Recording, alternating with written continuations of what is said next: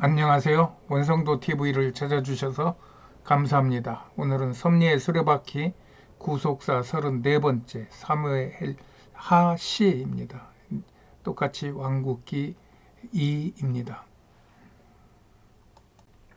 오늘은 사무엘 하의 마지막 24장을 말씀드리는데, 이 사무엘 하의 24장은 성경 전체의 한 지점을 형성하고 있는 중요한 부분이고, 신학적인 그런 논쟁도 많은 부분입니다.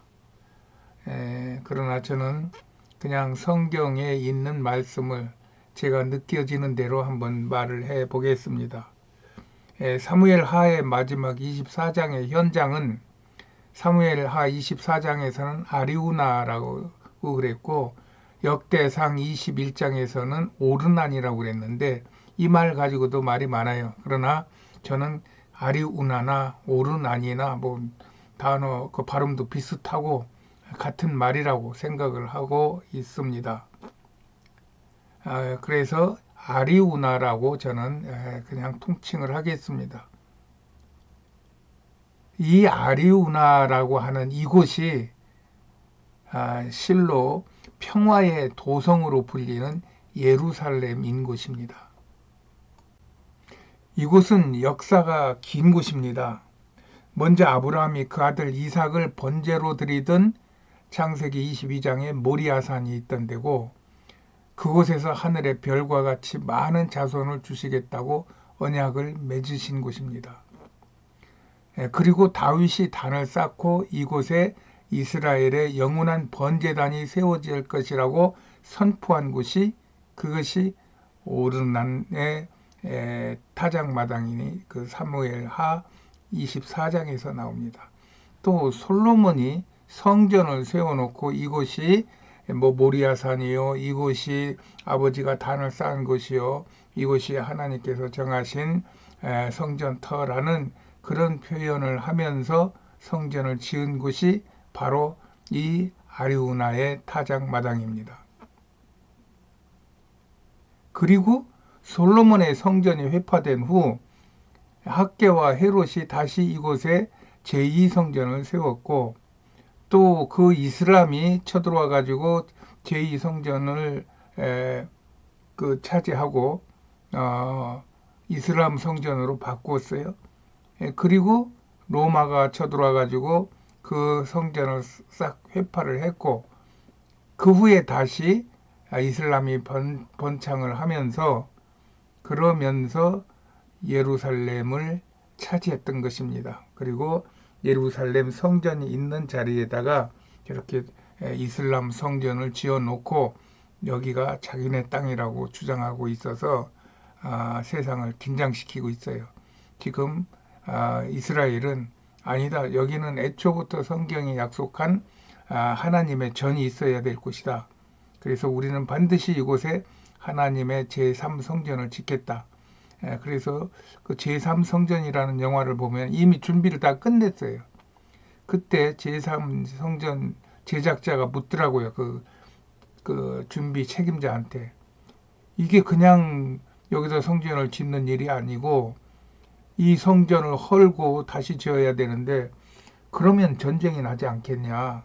그런데도 불구하고 당신들은 여기다 제3성전을 짓겠냐. 그러고 물어봤더니 그 책임자가 하는 말이, 우린 그런 거 모른다. 하나님이 지으라고 하시면 우리는 짓는다. 그런 말을 하는데 소름이 쫙쫙 끼치더라고요. 그것이 이스라엘인들의 핵심적인 여호와 사상인 것 같습니다. 하나님은 그것을 좋아하시고 기뻐하셔서 이스라엘에게 상당한 세상적인 그러한 권력도 주시고 또 여러 가지 영향력을 행사하게 하신다고 저는 믿고 있습니다. 그럼에도 하나님은 이곳 모리아산에서 아브라함과 맺은 언약을 기억하고 그 언약을 이루어 가시는 지상 최고의 평화의 장소로 이곳을 예루살렘으로 바꾸시고 세상의 모든 역사의 중심으로 삼고 계신다고 저는 믿어요. 이것은 마치 그 사납고 혈기 많은 모세를 지상에서 가장 온유한 자라고 칭찬한 하나님만의 통치 방식, 하나님만의 말씀이 이 모리아산 예루살렘 성전산에 닿았다고 저는 믿고 있는 사람입니다.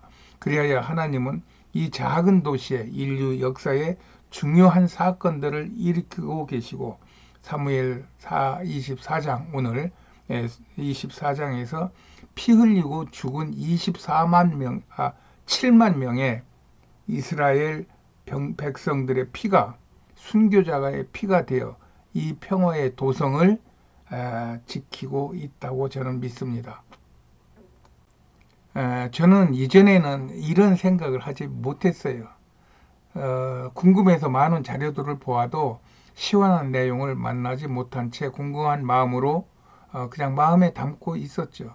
그러다가 이번에 이렇게 스스로 정리를 하게 된 것은 하나님의 섭리라고 하는 그 주제에 포커스를 맞추다 보니까 제 마음에서 이러한 해석을 하게 된 것입니다. 그리고 저는 그것을 만족해하고 있어요. 그렇다고 이것이 하나님의 뜻에 꼭 맞는다는 말은 아닙니다. 여전히 내가 다 알 수 없는 것들이 많지만 그럼에도 이렇게 세계와 성경의 중요한 장소와 사건에 대하여 스스로 정리를 할 수 있었다는 것에 대한 만족감이고 감사라는 것입니다. 여하튼 그리스도인들은 이렇게 예루살렘에 대한 자기 정리가 있어야 할 것 같습니다. 그래야 성경을 대할 때, 세계 역사를 대할 때 일관적인 해석과 적용이 가능할 것이라고 믿기 때문입니다. 그때 그리스도인의 삶은 훨씬 더 안정적이고 만족한 삶을 살 수 있게 될 것입니다. 이렇게 예루살렘은 아브라함에게 하나님의 약속이 주어진 곳에, 죄의 용서와 하나님의 회복이 이루어진 곳에 하나님의 성전이 세워진 것입니다. 그러나 선민 유대인들과 그들의 왕과 나라의 타락과 범죄로 성전은 무너졌다고 성경은 말하고 있어요. 하지만 하나님의 섭리 안에서 태고 전부터 예비하신 하나님의 거룩한 곳에 수많은 하나님의 백성들의 피를 부으며 그 전쟁과 파괴의 도성을 평화의 도성 예루살렘으로 이끌어 가시다가 예수 그리스도께서 이 모리아산에서 십자가에 자기 생명을 드리게 하여 믿는 자의 마음에 예루살렘을 이루어 주신 하나님의 섭리가 이루어진 것입니다. 이것이 예수님이 십자가에서 다 이루었다고 하시며 공생애를 마치며 믿는 자들에게 주신 영원한 행복애로의 선포가 이루어지게 하신 곳이 바로 이 예루살렘 골고다인 것입니다. 이 예루살렘에 녹아있는 하나님의 구원의 섭리를 아브라함과 이삭과 다윗과 솔로몬과 학개를 통하여 또 마지막으로 예수 그리스도를 통하여 이루어졌다고 저는 믿습니다. 예수님이 다 이루어졌다고 말씀하신 것이 이것을 말함이라고 저는 믿는 것입니다. 그로 인하여 우리 영혼의 영적 예루살렘을 주신 하나님께 감사와 찬송과 영광을 돌리게 되는 것이고 그리스도인의 행복은 여기서부터 출발되어야 하는 것입니다. 그로 인하여 예수님의 십자가의 공로를 통해 영원한 성소가 된 예루살렘이 갈보리 언덕에만 있는 게 아니라 모든 하나님의 백성들의 마음에 다시 세워지신 것이 그것이 부활의 사건입니다.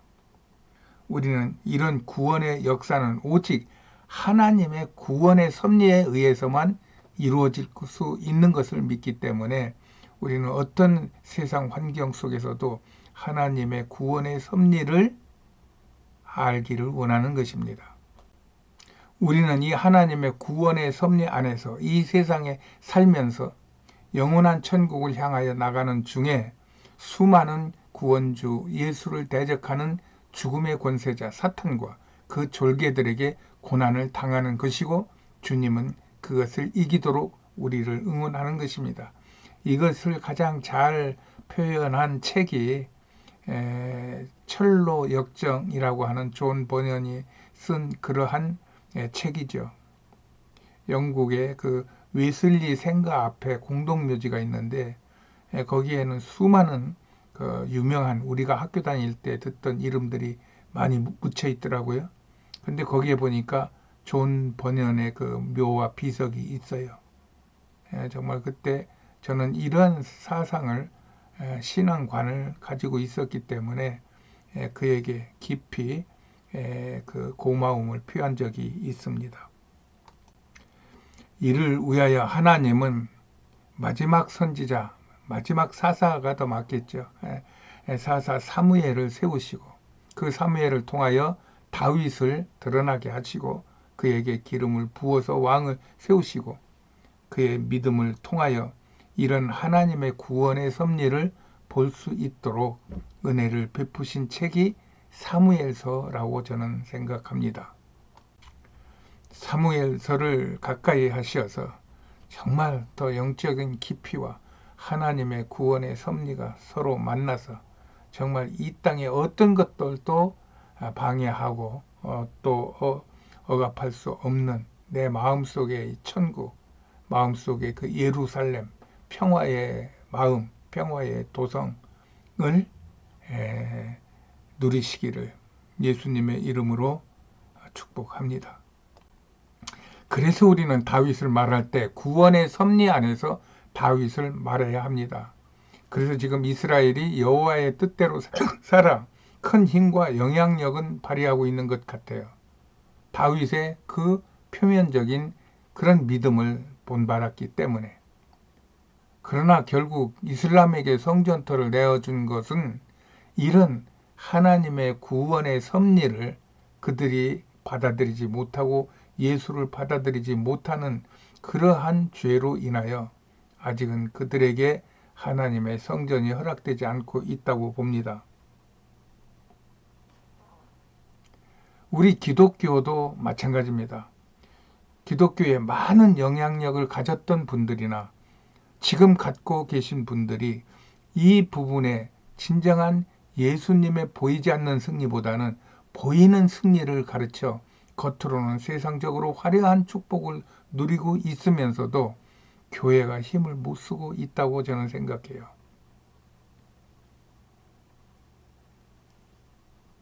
우리도 예수님과 같이 세상에 보이는 것을 구하지 않고 먼저 그의 나라와 그의 뜻을 묻는 기도를 하면